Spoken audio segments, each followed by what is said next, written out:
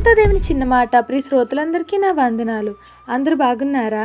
మీరందరూ బాగుండాలని ఈ వాక్యం నిత్యం స్థిరపరచబడాలని ప్రార్థిస్తున్నాను. ఈరోజు దేవుని వాక్యం 2 కొరింథీ 12:9.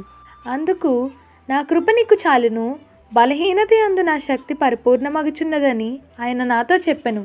కాగా క్రీస్తు శక్తి నా మీద నిలిచియుండు నిమిత్తము విశేషణముగా బలహీనత యందు బహు సంతోషముగా అతిశయపడుదును.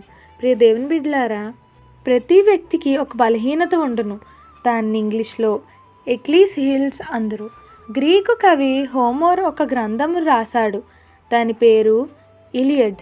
ఆ కథలో థేటిస్ అనే స్త్రీకి ఎక్లీస్ అనే కుమారుడు పుడతాడు.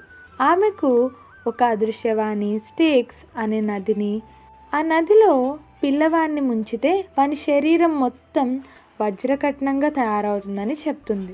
థేటిస్ కొడుకును తీసుకెళ్ళి స్టిక్స్ నది వద్దకు వెళ్ళి అతన్ని కాలి నడుమున పట్టుకొని తలక్రిందులుగా చేసి నీళ్లలో ముంచి పైకి తీస్తుంది. తల్లి పట్టుకున్న మడమ తప్ప ఎక్లీస్ మిగతా శరీరం అంతా నీళ్లలో తడిసి తర్వాత వజ్రకట్నంగా మారుతుంది. మడమ ప్రాంతం మాత్రం మామూలుగా అంటే ఆయుధాలతో గాయపరిచేందుకు అవకాశం ఇచ్చేదిగా ఉంటుంది.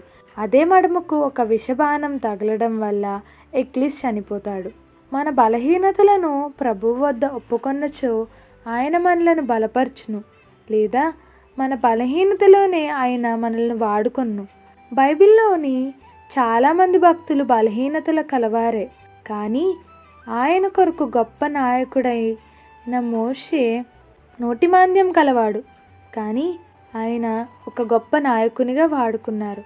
పౌలు శరీరంలోని ముళ్ళు కలవాడు, అయినను ప్రభు కృప వారికి చాలినది.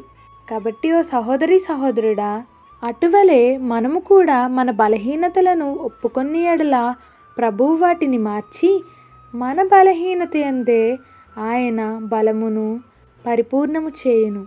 ఇట్లు నీ సహోదరి గ్రేస్. మర్నతా షాలోమ్. మా ఛానల్ని లైక్ చేయండి, షేర్ చేయండి, కమెంట్ చేయండి. మరిన్ని వీడియోల కొరకు మా ఛానల్ని సబ్స్క్రైబ్ చేయండి. పక్కనున్న బెల్ ఐకాన్ క్లిక్ చేయండి. Thanks for watching.